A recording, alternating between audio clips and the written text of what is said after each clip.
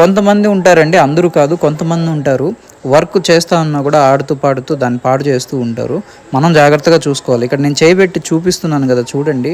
Work చేస్తూ చేస్తూ after క్లీనింగ్లో ఉప్పు కాగితం ఎత్తి రుద్దేశాడు అతను.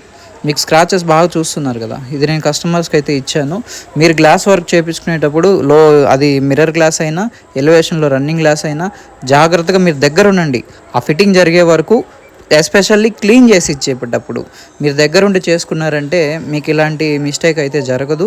గ్లాస్ ఫిట్టింగ్ అప్పుడు ఎన్నెన్ని జాగ్రత్తలు తీసుకోవాలని దాదాపు ఒక 8 నిమిషాల వీడియో అయితే నేను తొందరలోనే పెట్టబోతున్నాను. ఈ ప్రాజెక్టు నాది కంప్లీట్ అయిపోవచ్చింది. దీని వీడియో వస్తుంది. మీ గ్లాస్ ఫిట్టింగ్ చేసేటప్పుడు జాగ్రత్తలు ఏం తీసుకోవాలి, మనం దగ్గరుండి ఎలా చేసుకోవాలి, సో మంచి క్వాలిటీ ఏంటి, అసలు ఎగ్జాక్ట్గా గ్లాస్ ఫిట్టింగ్ పర్ఫెక్ట్గా ఎలా చేయాలి అనే విషయాలని నేను షేర్ చేస్తాను.